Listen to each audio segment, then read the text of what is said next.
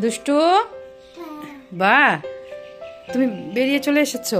হ্যাঁ, চারপাশে গুজে দিয়েছি মশারি আর চলে এসেছে। ওইখানে খেলছিল, সব পার করে চলে এসেছে এখানে। এই যে গ্লাস নিয়ে খেলছে। জল খাবে তুমি? তুমি জল খাবে গ্লাস দিয়ে? তুমি জল খাবে গ্লাস দিয়ে? দেখতে পেয়েছো কি অবস্থাটা?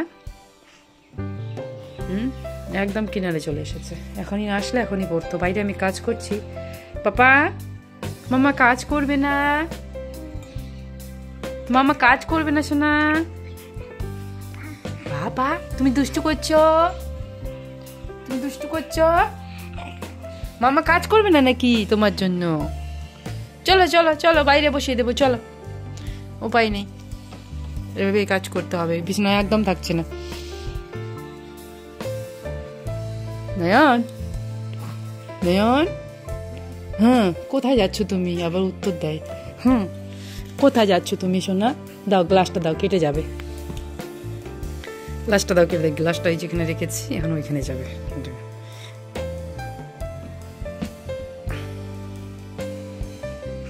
দেখতে পেয়েছো কি অবস্থাটা? উঠে পড়েছে, বিছানায় কিনারে চলে এসেছে।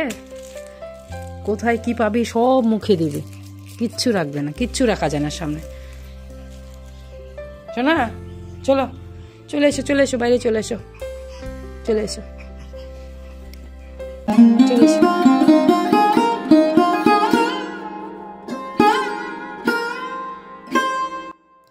জয় শ্রীকৃষ্ণ, রাধে রাধে, শুভ সকাল সবাইকে। কেমন আছো তোমরা সবাই? আশা করছি ভালো আছো, সুস্থ আছো। আমরাও আছি মোটামুটি ভালোই। অনেক অনেক ভালোবাসা দিয়ে আরও একটা নতুন ভিডিও নিয়ে চলে আসলাম তোমাদের সামনে। শুরু থেকে শেষ পর্যন্ত সাথে থাকার অনুরোধ রইল। আশা করি ভিডিওটা খুবই ভালো লাগবে। ছোট বাচ্চা নিয়ে সংসারের সমস্ত কাজ করা একদম যে নিশ্চিন্তে করা যাবে, এটা কিন্তু একদমই ভাবা ভুল। নয়নসোনা অনেক সকালে উঠে পড়েছিল। নয়নসোনা খেয়ে দিয়ে অনেকক্ষণ খেলা করছিল বিছানার মধ্যেই।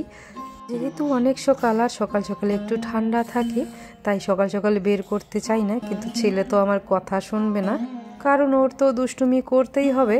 কাজের মাঝে মাঝে মাকে তো ডিস্টার্ব করতেই হবে, এটাই ওর একমাত্র এখন কাজ।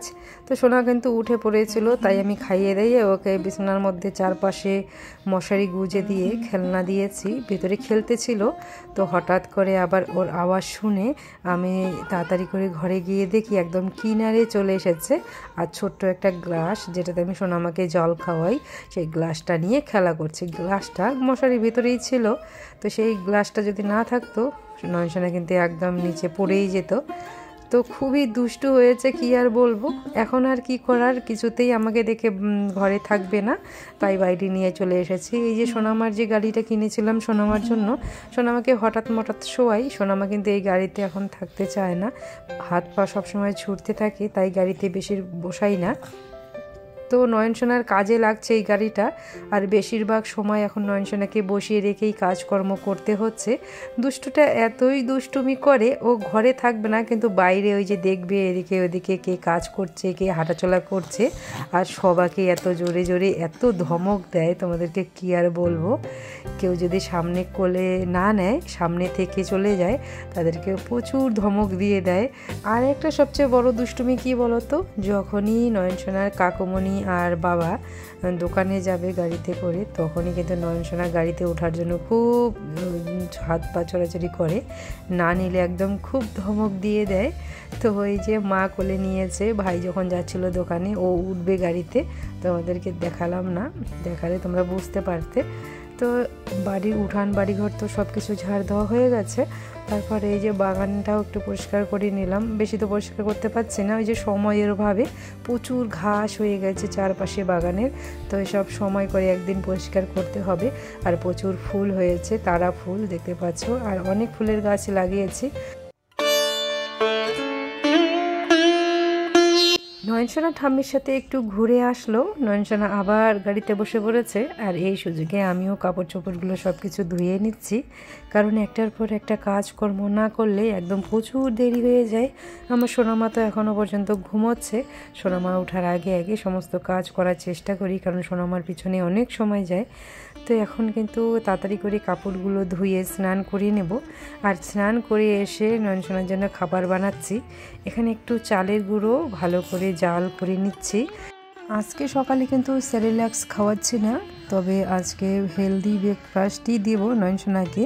তো এখানে একটা খেজুর আগেই আমি ভিজিয়ে রেখেছিলাম, ভিজিয়ে রেখে খোসাটা ভালো করে ছেড়ে নিয়েছি, আর অর্ধেক কলা দিয়ে দিলাম আর খেজুর দিয়ে দিলাম।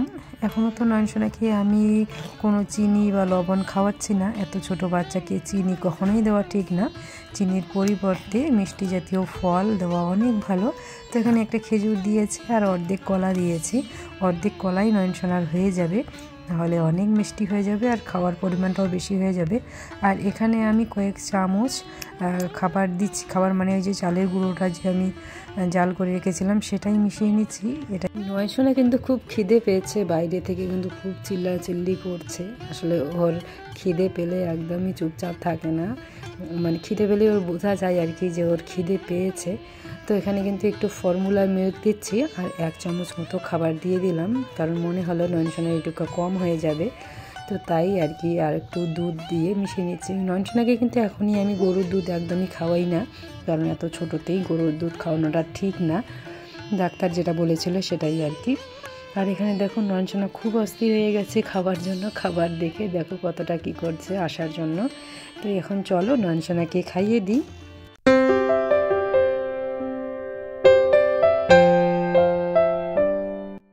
সদ্য যারা মা হই আমরা, তাদের কিন্তু অনেক একটা চিন্তা থাকে যে আমাদের বাচ্চা কীভাবে মানে খাবে কি না। অনেকেই দেখি অনেকের বাচ্চা খায় না, অনেক অবজেকশন করে যে আমার বাচ্চা কিছুতেই কিছু খেতে চায় না। তবে আমি একটা কথা বলবো, 6 মাসের পর থেকেই যদি আমরা একটু একটু করে চেষ্টা করি খাওয়ানোর, সব কিছুই যেমন সবজি ফল মূল সমস্ত কিছু যদি একটু একটু করে চেষ্টা করি, আমার মনে হয় অবশ্যই বাচ্চারা অভ্যস্ত হয়ে যাবে, পরে খেতে চাইবে।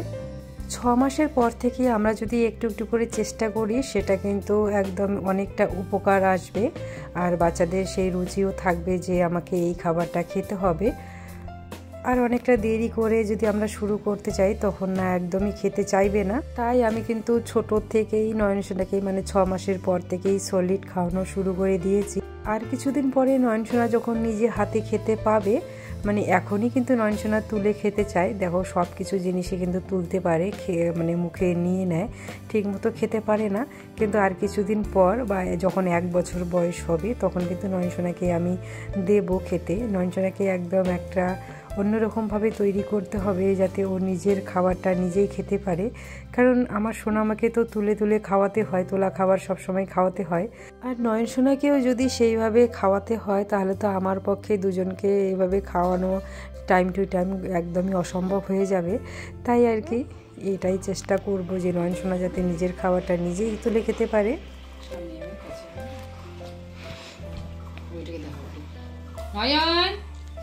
কোথায় যাচ্ছ তুমি? তুমি কোথায় যাচ্ছ? ও বাবা বসতে পারে, ও বাবা বসতে পারে। তুমি সোনাটা বসতে পারে নাকি?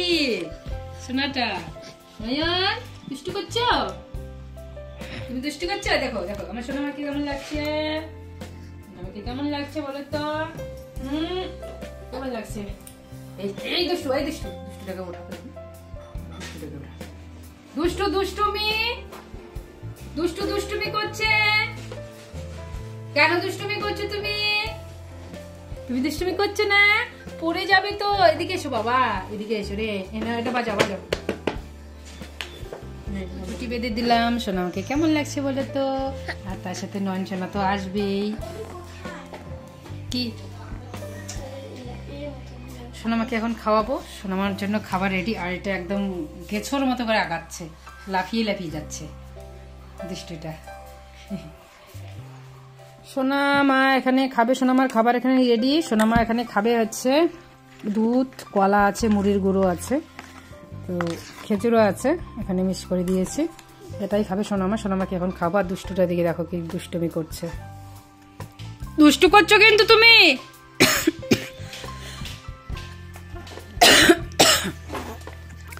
দুষ্টু করছো কিন্তু নয়ন। দেখো লাফিয়ে লাফিয়ে ওইটার মধ্যে উঠছে, আবার যখন একটু বারণ করছি তখনই আবার শুয়ে পড়ছে। কিরম দুষ্টু হয়েছে তাহলে? পুরো কাশি হচ্ছে আমার চিল্লাতে চিল্লাতে। দেখতে পাচ্ছ কোন লেভেলের দুষ্টু হয়েছে আমার ছেলেটা।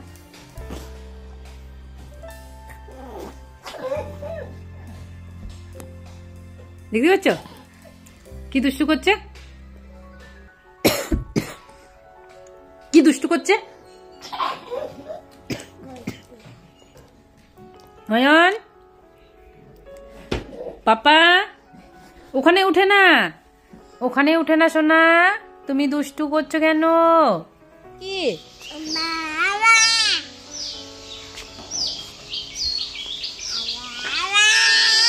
বাবা? সোনামাকে তো খাইয়ে দাইয়ে শুয়ে রেখেছি, সোনামা ঘুমিয়ে পড়েছে। আর এদিকে নয়ন সোনা ঘুম থেকে একটুখানি উঠেছিল, একটুখানি ঘুমিয়েছিল। তো দিনের বেলা কিন্তু অত বেশি ঘুমায় না, তো উঠে পড়েছে। আবার খাইয়ে দাইয়ে একটু দুধ খেয়েছে, খেয়ে দিয়ে কিন্তু আবার বসিয়ে দিয়েছি। আর এদিকে মাছ রান্না করছি, আর এদিকে আগের দিনে ডাল ছিল, সেই ডালটা শুকনো করে নিচ্ছি। আজকে বেশি কিছু রান্না করব না, আর এই দুটো দিয়েই খাওয়া দাওয়া হবে। আর নয়নসোনার জন্য এখানে একটা আপেল কেটে নিলাম, একটু আপেল সেদ্ধ খাওয়াবো বলে। 6 মাসের পর থেকে বাচ্চাদেরকে যত ড্রাই ফ্রুটস বলো, ফল বলো, এগুলো খাওয়ানো যায় তত কিন্তু বাচ্চাদের শরীরের পক্ষে অনেক ভালো। এই ফলে কিন্তু অনেক পরিমাণে কার্বোহাইড্রেট, মিনারেলস, প্রোটিন অনেক কিছু থাকে। তো সেই সব কিন্তু বাচ্চাদের ব্রেন বিকাশ বলো, ওজন বৃদ্ধি বলো, সব কিছুই কিন্তু খুবই ভালো হয়। শুধু যে আপেল পিউরি খাওয়াতে হবে সেটা কিন্তু না, কলা খাওয়াতে পারো, মিষ্টি কুমড়ো, মিষ্টি আলু, অনেক ধরনের সবজি আছে, অনেক রকমের ফল আছে। শুধুমাত্র টক জাতীয় ফল বাদ দিয়ে সব কিছুই কিন্তু বাচ্চাদেরকে খাওয়ানো যায়। আর এদিকে দেখো রান্নাটাও কিন্তু হয়ে গেছে। বললামই আজকে শর্টকাট রান্না বাড়া, বেশি কিছু করব না। তো চলো আজকের ভিডিওটা এখানে শেষ করছি, দেখা হবে পরের ভিডিওতে। ততক্ষণে তোমরা সবাই ভালো থেকো, সুস্থ থেকো, সাবধানে থেকো।